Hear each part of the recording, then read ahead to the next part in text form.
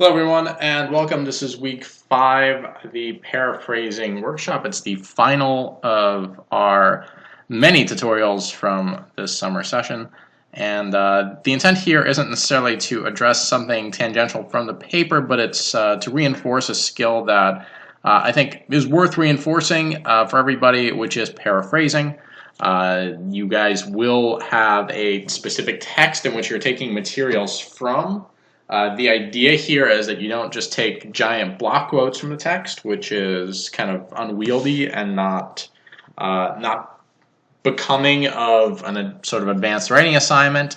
And at the same time, the idea is that you don't do what is not paraphrasing, but sometimes considered paraphrasing, which is just kind of rearrange the text. Take out some words, put in some synonyms, and that can be tantamount to plagiarism because you're not necessarily even quoting what is essentially a quote. You're misdirecting people about the content here. Turnitin, which you will be submitting to paper 2, does pick that up. So it's pretty easy for me to see both whether it's a direct quote or it's sort of this kind of indirect quote. The alternative technique that you should be using for the paper is paraphrasing. So what is paraphrasing? It's a way of summarizing the text that you're citing. So you have a paper that you're looking over for this assignment. The key is to write it in your own words as much as possible with really no overlap or very minimal overlap to what was written by the author originally. And if there is some kind of overlap, the overlap should be quoted. So you can use quotes of like 5 words or 6 words or something like that. What it does is it shows that you've read the text. It shows that you can synthesize. It shows that you've understood what the writing is about rather than taking a big block quote.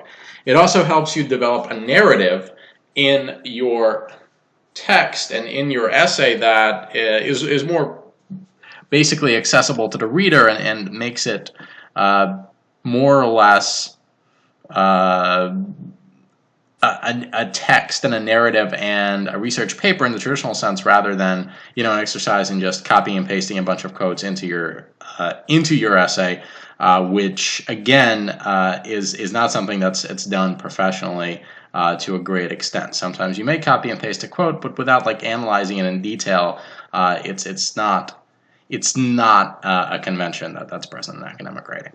So finally, what is not appropriate here is to copy the text and then substitute some words out with synonyms. And this is something that I'm grading the final papers. I will take deductions for, because we do have this 1 tutorial, and 2, it is tantamount to plagiarism because ultimately what you're doing is you are quoting, but you're not using the quotes, you're just substituting some words in and out of what is essentially the author's original intent.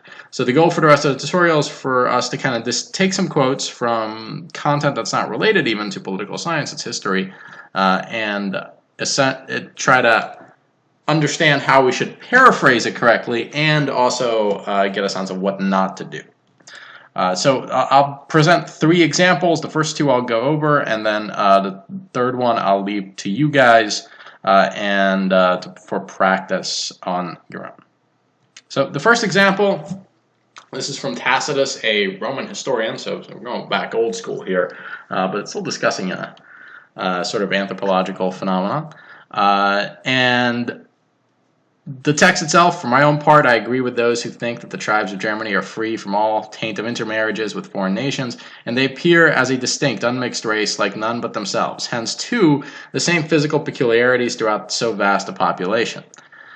All have fierce blue eyes, red hair, huge frames, fit only for a sudden exertion. So how do we paraphrase this? There's 2 possible choices.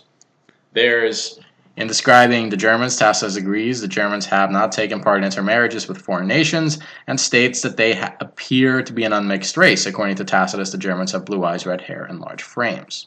Or, in his work describing the Germans, Tacitus states that it seems as though the Germans have married only within their own tribes because their appearance is quite unique. He notes that they all have fierce blue eyes, red hair, and huge frames.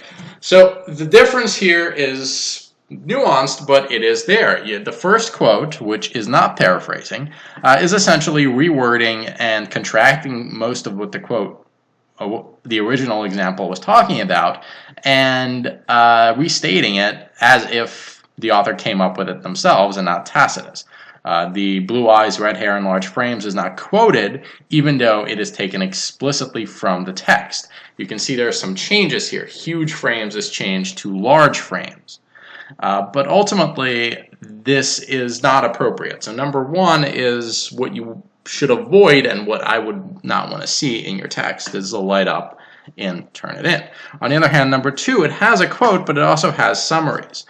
Germans married only within their own tribes because their appearance is quite unique. That's an actual analysis that the author took and transformed from Tacitus's original text. So this is paraphrasing. Again, you're summarizing, you're converting it, you're synthesizing, but you're not just subbing out some words that are synonymous to what was being said before.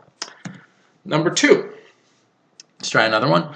In their councils, an accusation may be declared or a capital crime prosecuted. Penalties are distinguished according to the offense. Traitors and deserters are hanged on trees.